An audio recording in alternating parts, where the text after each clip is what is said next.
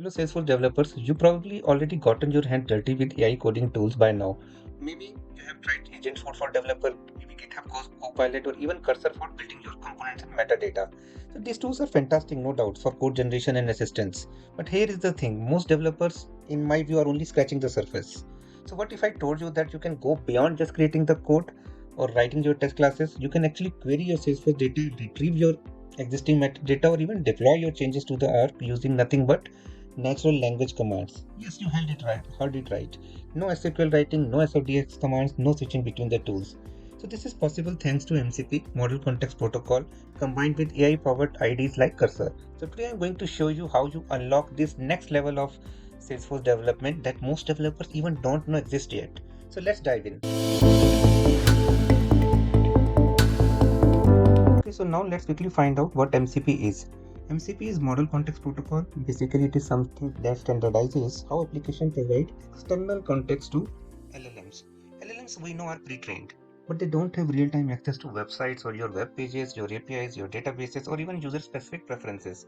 Very recently, some modern API starts having access to web recently. Earlier they don't, but now they also often charge extra for that. So with MCP, instead of having a simple AI that can chat or even generate some info or code based on its pre-training, MCP creates a standardized bridge that lets AI directly connect with the tools that you work daily with. We will see shortly how this will be done in our demo. But now let's quickly discuss in a few seconds why this is game changer for Salesforce development specifically. Up till now, you were not able to leverage the power of capable AI-powered IDs like Cursor that much. You are mostly relying on Agentforce for developers in ID like VS Code. But to be honest, it is not that capable as tools like Cursor or even GitHub Copilot. Using Cursor or GitHub Copilot alone does not make much sense when they are not connected to your org. But with MCP, that is exactly what is changing. Before delving further benefits, let's now go and set up and demo so that we can visualize benefits even more clearly. All right, it's time for setup. So setup is incredibly straightforward. It won't take much time. So the first step is you should have a cursor installed in your system. You should be on the Cursor UI. If it is not, you can go to cursor.com and install as per your operating system. The second step is you have to ensure that Salesforce CLI is installed in your system. It is already installed in my system, as you can see from here. But if it is not, there is a simple npm command to get it installed in your system.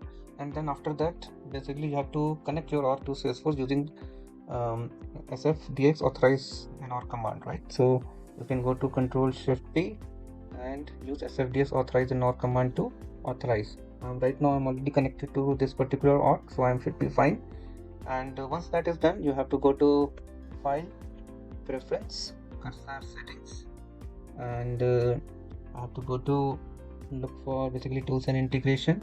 And if I scroll down here, here are the options to install a new MCP tool MCP server configuration. So if you see here, Salesforce configuration is already added here. I can add it here, right? Or I can go and click new MCP server, and new MCP server script is essentially the same. And I have to add the code here. So this is a simple code which is added here, and I will give this code in the description section, so don't worry about that. So basically this indicates you are adding Salesforce as an MCP server, and it is dependent on this package Salesforce MCP.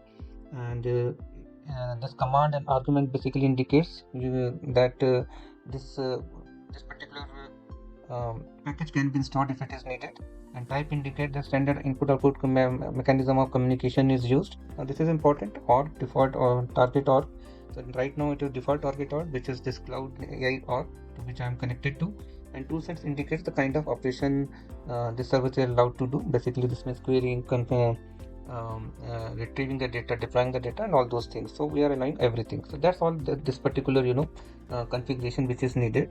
And right now I am all set to use the MCP server. So you see like how much easy it is to use the MCP within the Cursor interface. So let me go here and find out first, like let's find out, like what is the default that my Salesforce MCP server is connected to. So it has given the result that it is connected to this particular cloud AI near New York. So I think we should be fine. So now let's start. So before actually using the MCP, let's see the power of Cursor. If you have not seen it, let me give it simple command. Write a contact trigger that populate account phone number into contact phone number. So if you see from this command, I have not mentioned any field, I have not given too much detail. Let's see what it gives back. So it says like I am going to create an account trigger. The trigger will fire on insert and update both, which is something we will need. It has given me all the details. It has given me like it has created these 4 files: trigger handler, and the metaxaml files. It is giving me the logic, like it fires on insert or before, calls this handler class, and for this particular method, and what are the features.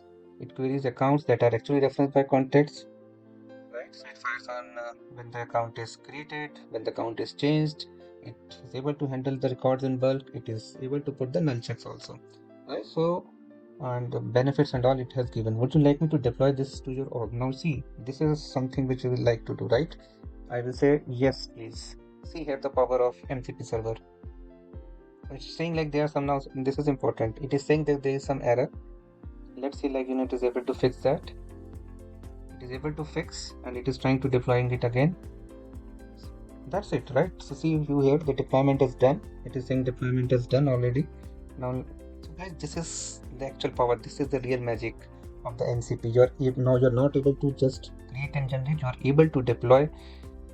You're able to deploy without writing any complex configuration steps or SFDX command. You just type in your natural language and it is done. So now let's quickly go and check the org. So I opened org. Let me go to the contract object. We go to triggers, and you see the trigger is successfully deployed, and it is calling the contact trigger handler class. If we will go to the class, so we will be able to find this class also. So this is one thing, right? You are able to do that. Now let's see some other things you can do. Now let me try to find, let me go first and show you something. Let me go to the home here. Sorry, lightning components, maybe. Yeah. Yes, lightning components. So it has these 3 lightning components. Let me try to fetch it here. I will just write it down, please. Retrieve lightning components related to both. Right? Let me just type it here. Let's see what it do. It is calling the MCP server. We see here. So if you see here, it is able to call this boot map components. Now it is also the boot picker components. These are the two same components which are present here. So if you see here, it has created both the components, right? Boot map and boot picker here. It's created the metXML file also. And let's see, like if the components are present here or not. We go to MCP and we see that the both components are present. So you see here quite how much easy it is to retrieve the components from your org with your natural language. As a third or probably the last example for today, we will just try to retrieve only the department field using MCP from the account object. So before that, we will go to the account and see we have this department field, and it has 3 values: sales, customer service, and marketing. We'll try to retrieve how it goes. It's calling the MCP server. Interesting, it is giving me error. There is no department field. Let me try to give it a screenshot. It is not able to find that. I have given it a screenshot to work with, and you see the retrieve was successful. It is able to retrieve the department field, right? So it is able to pick the right field from the, obviously it has to take it was not able to find. So you know what we have to do. We have to sometime provide some extra information, but it is able to do the job. Just scratching the surface. So let me give you the sense of full scope of what is possible. What is the art of possible? For Apex development, you can write, deploy, and test your code. Ask MCP to create new trigger, deploy it, and run the test all without leaving your IDE. Lightning component development also is incredibly fluid. You can retrieve your components, modify them in Cursor with full intelligence, and deploy the updates. We have seen that custom fields. We have just seen it, how it works. Then you can have automation deployments like for flows, validation, rules, and all those things. And you can perform some basic data analysis also. You can query across multiple orgs, compare and analyze patterns. So possibilities are so many with the help of MCP. So, and guys, there you have it. So this is generally the future of Salesforce development, with everything happening in one place with natural language commands. So you can focus on building great solutions instead of wrestling with tools and moving from one place to another. So no more context switching between the application, no more remembering the complex SFDS commands or deployment procedures. So guys, that's it for today. If you find this valuable, make sure to subscribe to get more about Salesforce development tips and tricks. Drop me a comment if you want to dive deeper into any specific Salesforce feature or design pattern or anything like that. And I will see you in the next video.